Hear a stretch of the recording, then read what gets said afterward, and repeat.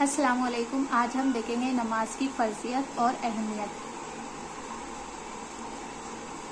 ایک حدیث میں ہے، فرمایا حضور سرور عالم صلی اللہ علیہ وسلم نے کہ اپنی اولاد کو نماز پڑھنے کا حکم دو جبکہ وہ 7 سال کے ہو جائے، اور نماز نہ پڑھنے پر ان کی پٹائی کرو جبکہ وہ 10 سال کے ہو جائے، اور ان کے بستر الگ الگ کر دو، یعنی لڑکی اور لڑکیوں کے بستر الگ الگ کر دو۔ تو چلیے دیکھتے ہیں اس کی تشریح کیا ہے۔ ترمذی شریف کی ایک حدیث میں ہے کہ جب بچہ 7 سال کا ہو جائے تو ان کو نماز سکھاؤ، اور اس حدیث میں ارشاد ہے کہ جب بچہ 7 سال کا ہو جائے تو اس کو نماز پڑھنے کا حکم دو۔ دونوں حدیثوں کو ملا کر معلوم ہوا کہ جب بچہ 7 سال کے ہو جائے تو ان کو نماز سکھائے اور پڑھنے کی بھی تاکید کرے، البتہ سختی اس وقت کرے جب 10 سال کے ہو جائے، اس وقت نماز نہ پڑھے تو ان کی پٹائی کرو۔ اسلام کا دوسرا رکن نماز ہے۔ قرآن و حدیث میں نماز کی سخت تاکید وارد ہوئی ہے۔ اس کی فرضیت کا منکر کافر ہے، یعنی اس کا فرض ہونے کا انکار کرنے والا صرف کافر ہی ہو سکتا ہے، اور اس کا نہ پڑھنا بہت بڑا گناہ ہے۔ سورہ روم میں ارشاد ہے، اقیموا الصلاۃ ولا تکونوا من المشرکین، یعنی نماز قائم کرو اور مشرکین میں سے نہ بنو۔ ایک اور حدیث میں ارشاد ہے، العہد الذی بیننا وبینہم فمن ترکہا فقد کفر، یعنی ہمارے اور کافروں کے درمیان جو اصلی اور واقعی فرق ہے وہ نماز پڑھنے نہ پڑھنے کا فرق ہے، پس جس نے نماز چھوڑ دی اس نے کفر کیا۔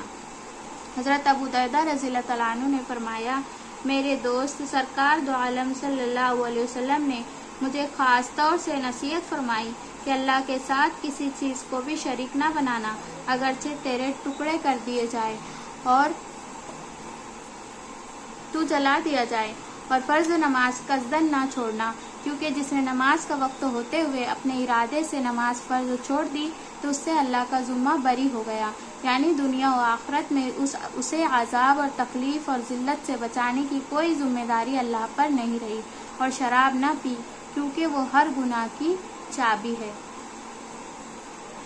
اسلام کے فرائض اور اعمال تو بہت ہیں، مگر نماز کو جو مقام دیا گیا ہے اس کی وجہ سے نماز کی اہمیت بہت زیادہ ہے۔ نماز کا بلند مرتبہ اس سے سمجھ لو کہ دوسرے فرائض کا یہی زمین پر رہتے ہوئے حکم دیا گیا، اور نماز کے لیے خدائے پاک وحدہ لا شریک لہ نے اپنے محبوب صلی اللہ علیہ وسلم کو عرش پر بلایا،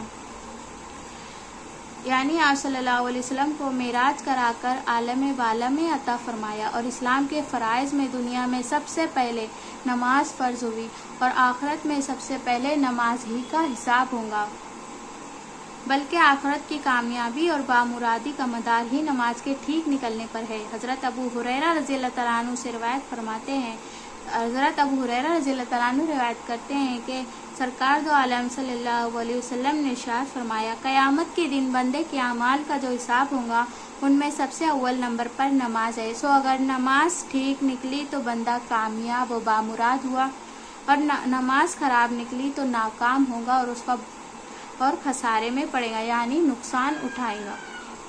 خلاصہ یہ کہ نماز سب سے پہلے فرض ہوئی تو سب سے پہلے اس کا حساب ہوگا، اور میدان قیامت میں کامیابی اور ناکامی کا فیصلہ نماز کے ٹھیک اور بے ٹھیک ہونے پر ہوگا۔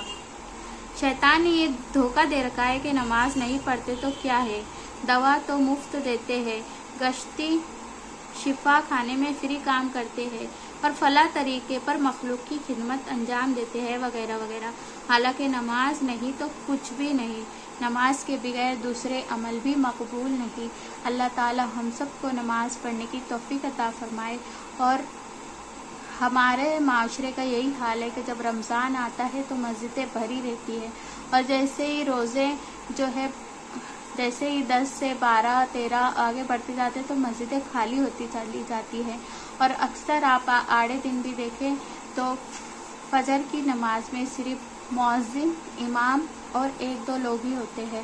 یہ ہمارا حال ہو گیا ہے، ہم نے نماز کو بہت پیچھے چھوڑ دیا ہے، اس لیے آج ہم مسلمان کہیں نہ کہیں ناکام ہیں، کیونکہ جو شخص نماز کی پابندی کر لیتا ہے تو وہ دن بھر کے لیے جو ہے اللہ کی پناہ میں آ جاتا ہے، اللہ تعالیٰ اس کی حفاظت فرماتے ہیں۔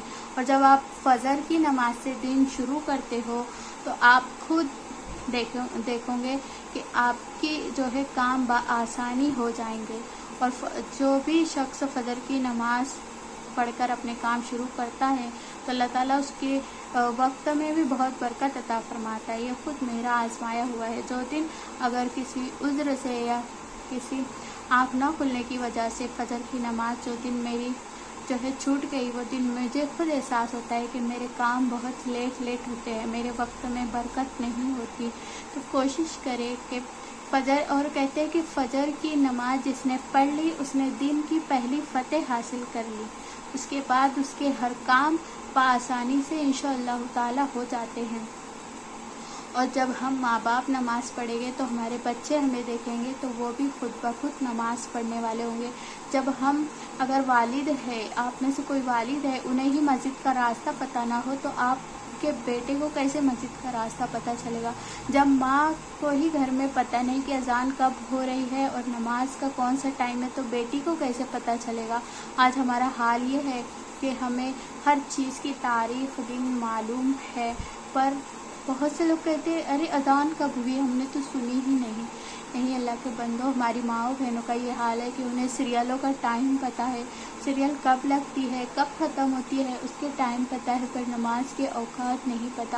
آج اتنی آسانی ہو چکی ہے کہ موبائل کے ذریعے آپ ایپ کہیں بھی رہے، آپ ایپ ڈاؤن لوڈ کر کے دیکھ سکتے ہیں کہ کس جگہ کا کس وقت نماز کا ٹائم ہے، یا اذان الارم لگا سکتے ہیں آپ کے گھر سے مسجد دور ہے تو. اور قبلے کا بھی مسئلہ نہیں ہے، آپ موبائل میں ڈاؤن لوڈ کر کے کہیں بھی ہو آپ دیکھ سکتے ہیں کہ قبلہ کس طرف ہے. تو اللہ تعالیٰ ہمیں کہنے اور سننے سے زیادہ عمل کی توفیق عطا فرمائے، اور 5 ٹائم کی نماز ہر مسلمان کو خشوع و خضوع کے ساتھ ادا کرنے والا بنائے. یہ نہیں کہ ہم اپنے دل پر اپنے آپ پر ایک بوجھ بنا لیں کہ نہیں مجھے ادا کرنا ہے، نہیں، اللہ کی رضامندی کے لیے ادا کرے. اور اللہ تعالیٰ مجھے اور آپ کو دونوں کو خشوع و خضوع سے نماز پڑھنے والا بنائے، سننے والوں کو بھی اور بولنے والوں کو بھی، اور شیطان کے بہکاوے سے بچائے، کیونکہ آپ بھی بندے ہو اور میں بھی بندی ہوں، اور بندوں سے ہی غلطیاں ہوتی ہیں، اور اللہ تعالیٰ بڑا مہربان ہے. اللہ تعالیٰ کہتا ہے غلطی ہو گئی تو میری طرف لوٹ آؤ، یقیناً میں آپ کو معاف کر دوں گا. اور اللہ تعالیٰ جتنا معاف کرنے والا، جتنا رحیم، اس کے سوا کوئی بھی نہیں ہے اور ہو بھی نہیں سکتا. انشاءاللہ تعالیٰ آپ کو ویڈیو سمجھ آئی ہوگی، حدیث سمجھ آئی ہوگی تو شیئر کریں، چینل کو سبسکرائب کریں اور ہمیں سپورٹ کریں. السلام علیکم ورحمۃ اللہ وبرکاتہ.